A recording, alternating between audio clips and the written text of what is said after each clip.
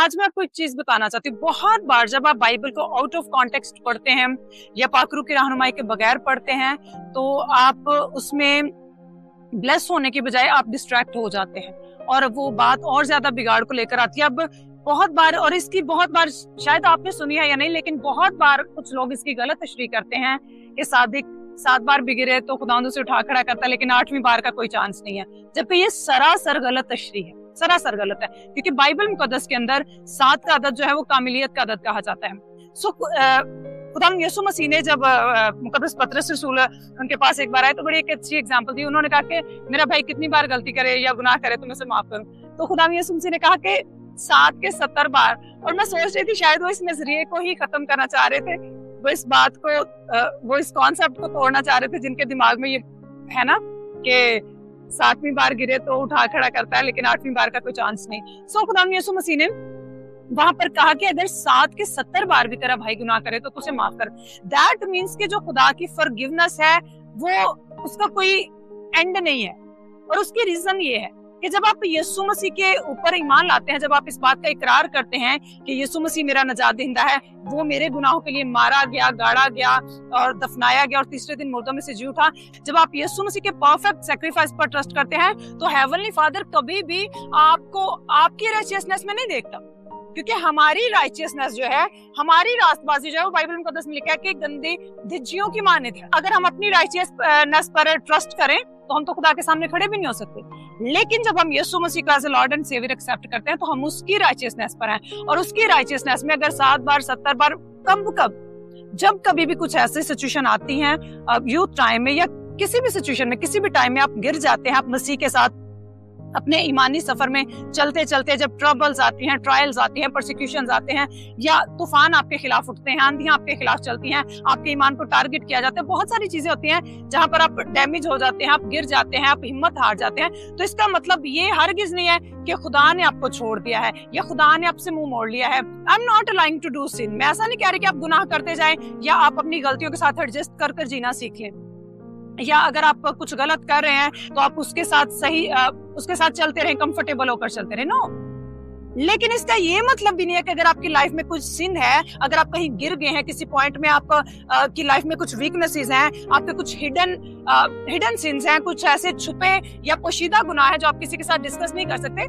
तो इसका मतलब ये है कि आप अपने हेवनली फादर के सामने, उसके थ्रोन के सामने आप बोल्डनेस के साथ जा सकते हैं कि yes Lord, I am here in your presence, I am the righteousness of God in Christ Jesus. तो आप मसीह यीशु की रास्तबाजी में पिता के तख्त के सामने जा सकते हैं। क्योंकि बहुत बार जो नौजवान है वो ईमान के जब सफर में से गुजरते हैं या उन्हें ठोकर लगती है, कुछ गलत चीजें उनकी लाइफ में एंट्री करती हैं, तो फिर वो इन्हीं रॉन्ग एक्सप्लेनेशन की वजह से जब बाइबल मुकद्दस की आयत को तोड़ मरोड़ कर पेश किया जाता है खुदा बाप के दिल के हिसाब से या जो एक्चुअली कॉन्टेक्स्ट के हिसाब से बाइबल को नहीं एक्सप्लेन किया जाता, तो वो नौजवान टूट जाते हैं।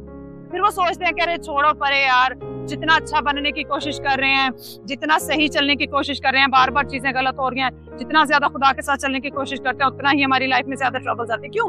क्योंकि वो ये सोच रहे होते हैं कि हम अच्छा कर रहे हैं। सो हमें इस कॉन्सेप्ट से बाहर आना है। हम अच्छा इसलिए नहीं करते कि हम पिता को खुश कर रहे हैं, बल्कि ऑलरेडी पिता ने हमसे इतनी मोहब्बत किया है, इस वजह से हम पिता के रंग में ढलते जा रहे हैं। हम रास्तबाजी के काम या अच्छे काम या नेक कर्म इसलिए नहीं कर रहे कि पिता हमसे खुश हो, बल्कि हम पिता के हैं, हम पिता से उत्पन्न हुए हैं, हम आसमानी बाप से जन्मे हैं, हम उसके आत्मा से जन्मे हैं। इस वजह से हमारे अंदर ये एबिलिटी है, इस वजह से हमारे ऊपर ये अनुग्रह है, इस वजह से हमारे ऊपर ये ग्रेस है कि हम राइचियसनेस में वॉक कर सके। और ये राइचियसनेस हमारी वजह से तो है ही नहीं, और जब ये क्राइस्ट की वजह से है तो he said on the cross that it is finished. सो फिर 7, 8, 9, 10, 11, 12 इट डजंट मैटर। आपको जस्ट बाइबल मुकद्दस में लिखा है बस अपने ईमान के बानी और कामिल करने वाले यीशु मसीह को तकते रहें। ये नहीं कहा कि तुम कामिल बनोगे फिर मुझे तकना। नो, खुदा यीशु मसीह के बारे में लिखा है कि उसको तकते रहें, क्योंकि कामिल करने वाला वही है। He is the author and the finisher of our faith. अगर आपकी लाइफ में कुछ भी है उसके साथ कंफर्टेबल नहीं रहे, लेकिन उसके ऊपर हमें गिल्टी होने की भी नीड नहीं है। हमें ऐसा नहीं कि हर वक्त शर्मिंदगी में रहें, एम्बैरेसमेंट में रहें। बाइबल मुकद्दस में लिखा है कि उसने हमारी जितने भी पाप हैं, गुनाह है, हमारी नाराजगी है, सबको सलीब के ऊपर कीलों के साथ जड़ दिया।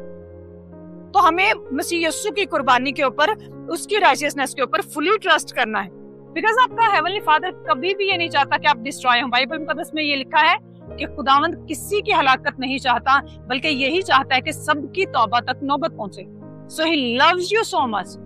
आपका आसमानी बाप आपसे इतनी मोहब्बत करता है कि उसने आपके लिए अपने प्यारे बेटे हमारे मुनज्जी खुदावंद यीशु मसीह को इस दुनिया में भेजा।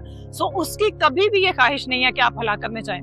और मैं आपको एक और एग्जांपल देती हूँ, दुनियावी एग्जांपल है। जब आपने कभी देखा होगा हमारे बच्चे घर में चलना सीखते हैं, तो क्या होता है, बच्चे जब पहला स्टेप उठाते हैं या सेकंड स्टेप उठाते हैं तो बच्चे गिर जाते हैं। तो कभी भी मैं समझती हूँ किसी पेरेंट्स ने ऐसा नहीं कहा होगा कि नहीं हाँ तेरी जुर्रत क्या हुई, तू गिर गया या तू गिरा तो अब हम तुझे नहीं उठाएंगे। नो, वो उसको और ज्यादा पुश करते हैं कि नहीं उठो, get up get up get. तो अगर मान ले कि दुनियावी पेरेंट्स होते हुए खुदा यीशु मसीह ने कहा कि तुम बुरे होकर आप अपने बच्चों के लिए ऐसी डिजायर करते हो, तो आप सोचे कि आसमानी बाप कितनी ज्यादा डिजायर करेगा। आप जितने भी मुझे सुन रहे हैं, कभी कोई ऐसा नहीं होगा, अपनी जिंदगी में देखा होगा कि जब बच्चा गिरता है तो आपने उसके गिरने के स्टेप नोट किए हैं, कोई भी नहीं।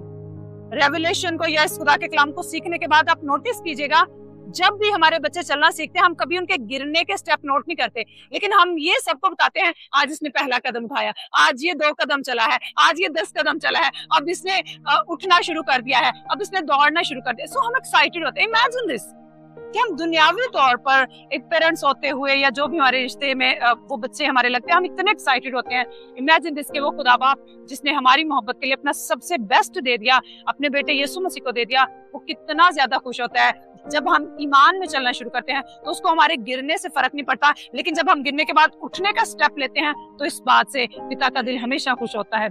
सो हमें कलाम पाक को खुदा बाप के दिल के हिसाब से जानना है कि वो क्या कहता है। पहली बात ये कि हम कभी गिरे नहीं।